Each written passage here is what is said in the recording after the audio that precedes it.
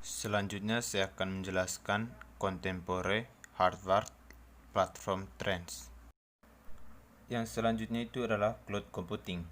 Cloud Computing adalah model komputasi di mana pemrosesan, penyimpanan, perangkat lunak komputer, dan layanan lainnya disediakan sebagai kumpulan sumber daya virtual melalui jaringan, terutama internet.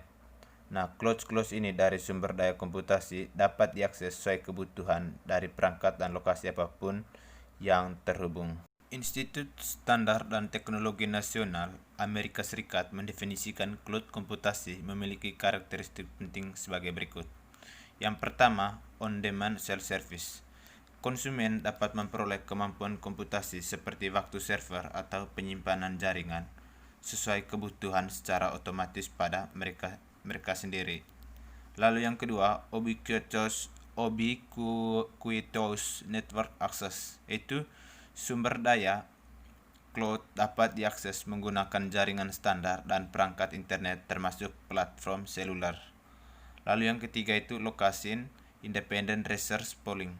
Sumber daya komputasi dikumpulkan untuk melayani banyak pengguna dengan sumber daya virtual berbeda yang ditetapkan secara dinamis sesuai permintaan pengguna.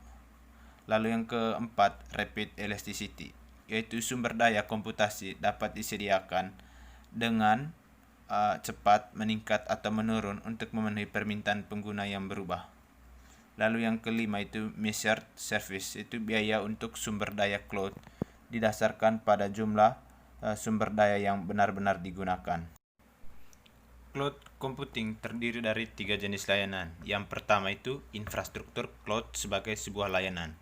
Di sini pelanggan menggunakan pemrosesan, penyimpanan jaringan dan sumber daya komputasi lainnya dari penyedia layanan cloud ke sistem informasi yang mereka jalankan.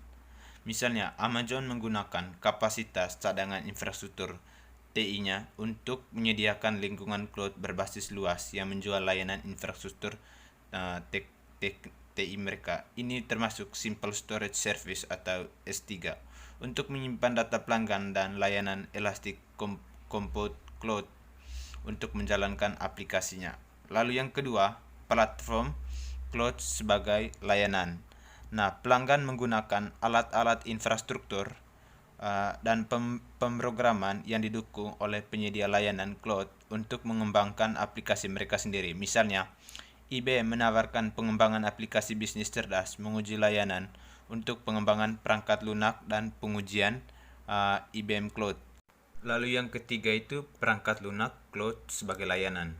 Nah, pelanggan menggunakan perangkat lunak untuk yang dihosting oleh vendor di infrastruktur cloud vendor dan dikirim melalui jaringan. Contohnya adalah Google Apps yang menyediakan aplikasi bisnis umum online dan Salesforce.com yang juga menyewakan manajemen hubungan pelanggan dan layanan seperangkat lunak terkait melalui internet.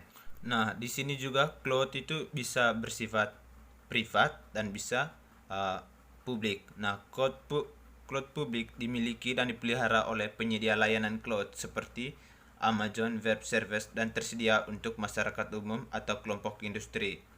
Nah, sedangkan cloud pribadi itu dioperasikan hanya untuk suatu organisasi. Ini mungkin dikelola oleh organisasi atau pihak ketiga dan mungkin ada on-premise atau off-premise. Seperti cloud publik, cloud pribadi dapat dialokasikan penyimpanannya, daya komputasi atau sumber daya lainnya dengan mulus untuk menyediakan sumber daya komputasi sesuai kebutuhan. Lalu yang berikutnya itu adalah green computing. Nah, komputasi green atau TI green mengacu pada praktek dan teknologi untuk merancang, membuat, menggunakan, dan membuang komputer, server, dan perangkat terkait seperti monitor, printer, perangkat penyimpanan dan jaringan, dan sistem komunikasi untuk meminimalkan dampak terhadap lingkungan. Lalu yang berikutnya itu performance tinggi dan hemat daya prosesor. Cara lain untuk mengurangi kebutuhan daya dan penyebaran perangkat keras adalah dengan menggunakan prosesor yang lebih efisien dan hemat daya. Prosesor multicore adalah sirkuit terintegrasi yang telah memiliki 2 atau lebih inti prosesor dipasang untuk meningkatkan kinerja, mengurangi konsumsi daya, dan banyak lagi pemrosesan simultan yang efisien dari banyak tugas. Nah, teknologi ini memungkinkan 2 atau lebih mesin pengolah dengan pengurangan kebutuhan daya dan panas disipasi untuk melakukan tugas lebih cepat daripada chip yang harus sumber daya dengan satu inti pemrosesan. Lalu yang berikutnya itu autonomic computing.